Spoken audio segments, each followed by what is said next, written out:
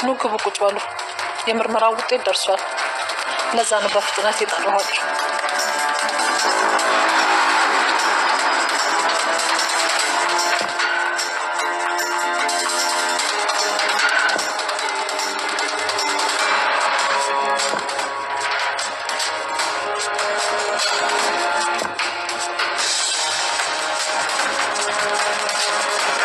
ሰዎች ስሙ፣ እኔና ብሌን እንፋቀራለን። እኔ ብሌንን አፈቅራታለሁ። አዎ አውቃለሁ፣ ብሌንን አንቺ ነው ያሳደግሻት። ግን እኔ እሷን አፈቅራታለሁ፣ ደግሞም አገባታለሁ። ዳግም አቁም። ምን እያደረክ ነው? በተከበርኩ በሰፈር አታወርደኝ። የእኔ ፍቅር ለአንቺ መዋረድ ከሆነ በደንብ ተዋረድ። አንቺ ምን አይነት እድለኛ ነሽ? ምን አይነት የጽድቅ ስራ ብትሰሪ ነው ከሞት የሚያድን መልአክ የተላከልሽ?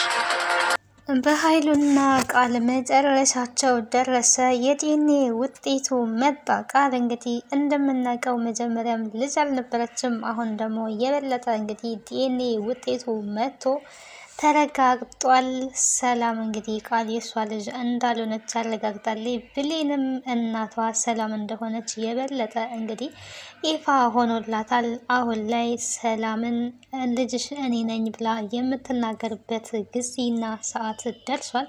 አቶ በኃይሉና ቃል እንግዲህ ሼክ ነው ያደረጉት። በጣም ነው ዶክተሩን ሲያዩ ገና ዲኤንኤ ወረቀቱ ሳይከፈት መንቀጥቀጥ የጀመሩት፣ ምክንያቱም ስራቸውን ስለሚያውቁ። ሰላም ጤና ይስጥልኝ ውድና የተከበራችሁ የቻናሌ ቤተሰቦች እንዴት አላችሁ? በያላችሁበት የዓለም ዳርቻ ሰላማችሁ ይብዛ። ለዚህ ቻናል አዲስ ከሆናችሁ ሰብስክራይብ፣ ላይክ፣ ሼር እያደረጋችሁ ቤተሰብ እንድትሆኑ በአክብሮት ጋብዛለሁኝ። ተወዳጁን አደራ ድራማ ወደ እናንተ ይዤላችሁ መጥቻለሁ። በዚህ ክፍል እንግዲህ ደስ የሚል ነገር ተፈጥሯል። በጉጉት ሲጠበቀው የነበረው የዲኤንኤ ውጤት አሁን ላይ ይፋ ሆኗል። ሰላምም እንግዲህ ቁርጧን አውቃለች። ብሌን እንደሆነች መጀመሪያም እናቷ ሰላም እንደሆነች እንግዲህ አረጋግጣለች። ቤቱን በደስታ ፊቷ ፈገግታዋ እናቴ ያገኘውሽ እያለች ቤት ውስጥ እንግዲህ እያወራች ነበረ። ሰላም ታዲያ እናቴ ያገኘውሽ የሚለውን ቃል ስትሰማ ምንድን ነው ያልሽው? ድገሚልኝ፣ አላጣራውኝም። ምን እያልሽ ነበረ ስትላት የነበረው። እሷም እያለቀሰች እናቴ ናፍቃኝ ነው፣ ለዛ ነው እናቴ ያገኘውሽ እያልኩኝ ብቻዬን ቁጭ ብዬ በስሜት ሳጠገብሽ ተኝተሽ ሳይሽ እያወራው የነበረው እናቴ ስለናፈቀች ነው ብላለች። እንግዲህ በድንጋጤ ፈዛ። ምክንያቱም ሳሚ ለሁሉም ነገር መቸኮል የለብሽም፣ የዲኤንኤ ውጤቱ እስከሚመጣ መጠበቅ አለብሽ ስላለት የሳሚን ቃል በተግባር እንግዲህ አሳይታለኝ። ከዚህ በኋላ እንግዲህ የወይዘሮ ሰላም ውሳኔ ምን ይሆናል ካልን እንግዲህ መቼስ በኃይሉና ቃል እላዋ ላይ ተዘባብተው እላዋ ላይ ይህንን ሁሉ ወንጀል ሰርተው ዝም ብላ ትቀመጣለች ብለን አናስብም። ከዚህ በፊት ገትራችኋለሁ፣ ፍርድ ቤት ሁለታችሁንም በወንጀል ልጄ ካልሆነች ብላ ተናግራለች። ይህንን ሀሳብ እንግዲህ እንደምትተገብረው ምንም ጥርጥር የለንም። ምክንያቱም ሁለቱም ወንጀለኞች ናቸው። ወንጀላቸው ደግሞ በገሃድ ተጋልጧል። ዶክተሩ እንግዲህ ይሄንን ውጤት በምንም ሁኔታ አታስቀይሩትም ብሎ ሲናገር ነበረ። እንደተባለውም እንግዲህ ዶክተሩ በጣም ታማኝና ጠንቃቃ ዶክተር ስለነበረ በታማኝነት ውጤቱን አንጥቶ አስረክቧል።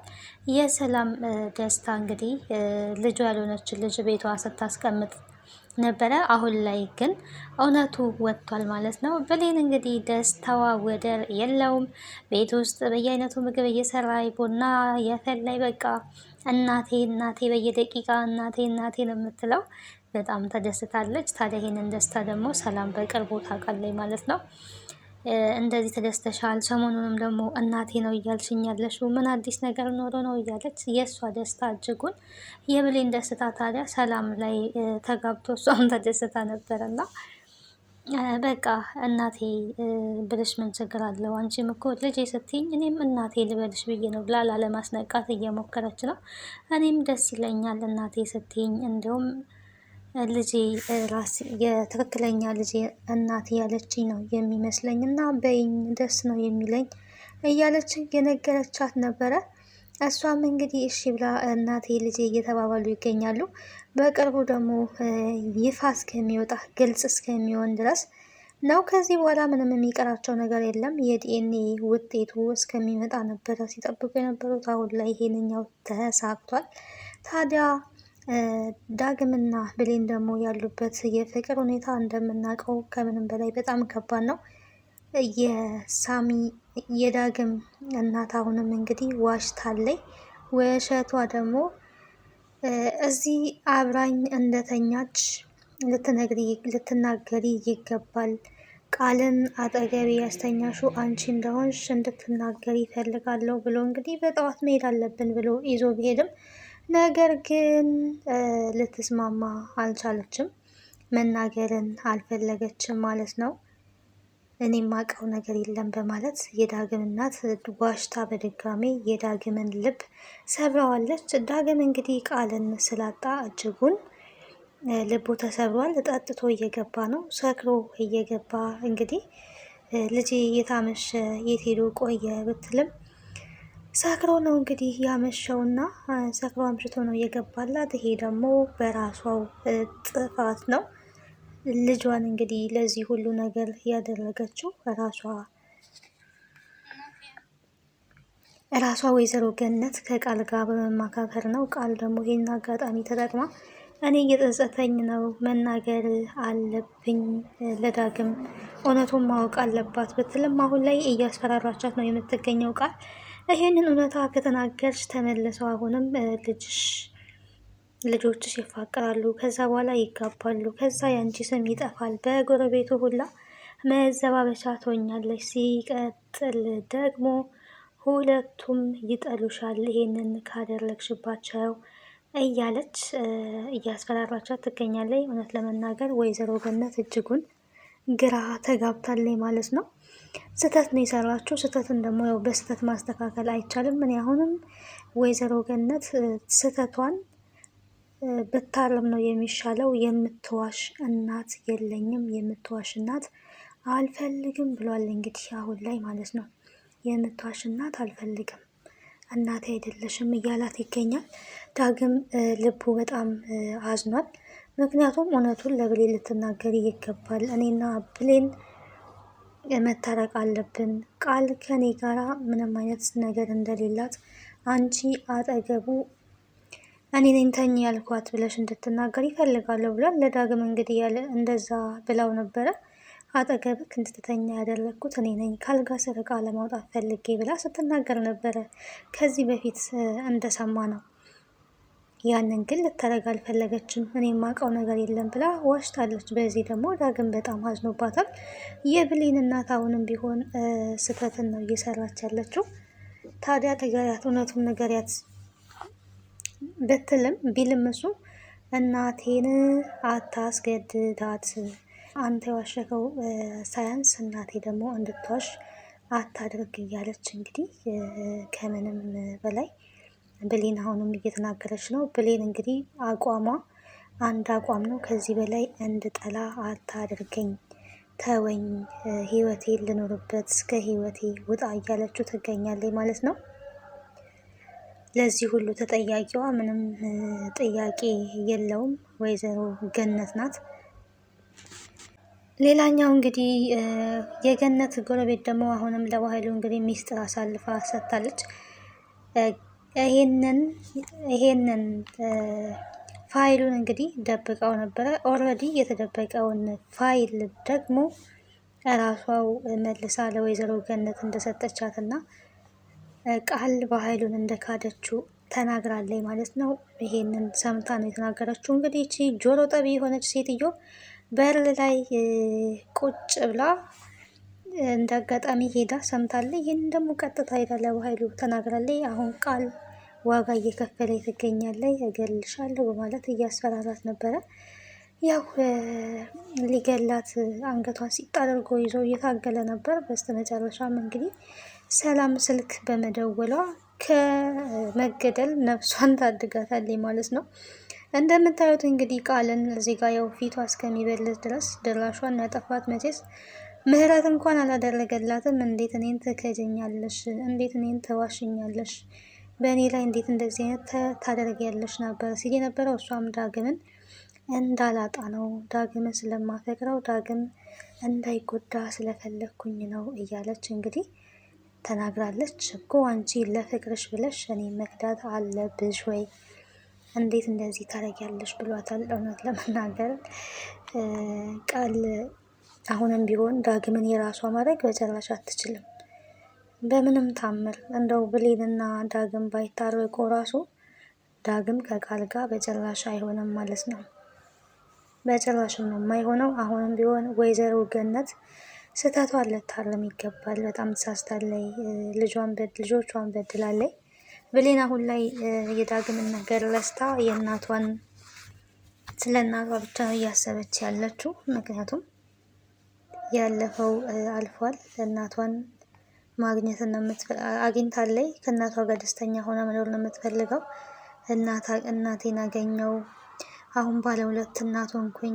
መጀመሪያም ከእናቴ ምንም የጎደለብኝ ነገር አልነበረም። ነገር ግን ሰው ስለ እናቱ ሲያወራ፣ ሰው ከእናቱ ጋር ሲሄድ ሳይ እቀና ነበረ። አሁን ግን ለዘመናት ናፈቅኩት ጉጉቴን እናቴን አገኘውኝ፣ ደስ ይላል፣ ባለ ሁለት እናት ነኝ እያለች እንግዲህ እየተፍለቀለቀች ትገኛለች። የብሌን ደስታ እውነት ለመናገር ወደር የለውም።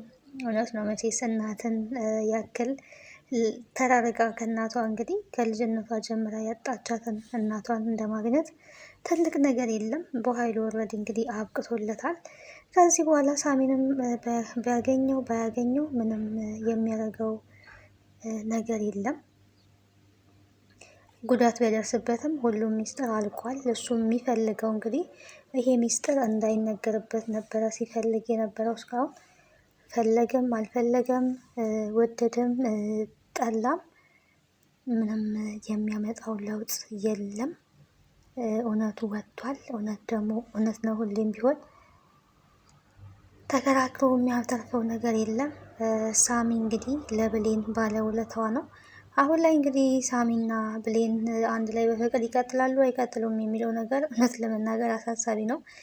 ግን ደግሞ ሳሚ ብሌንን እጅጉን በጣም ይወዳታል። ዳግምን ብሌን አጥቼ መኖር አልችልም ብሏል። ከእናቱ ጋር ኦልሬዲ ተጣልቷል። እናትየዋ እንግዲህ ልጇ እንዳይጣላት፣ ልጇ እንዳይጠላት ለልጇ ስትል ይሄን ሰው ምን ይለኛል የሚለውን ነገር መተው አለባት። ሰው የራሱን ህይወት ነው የሚኖረው። ሰው ሁሌም የሚለው ነገር አያጣምና ምን ይሉኛል የሚባል አማርኛ በሰው ህይወት ውስጥ ሊገባ አይገባም። ጎረቤቶች የራሳቸውን ህይወት ነው የሚኖሩት። ስለዚህ ለጎረቤት ተብሎ የሚዋደዱ ልጆች መጣላት የለባቸውም። እኔ ክብሬን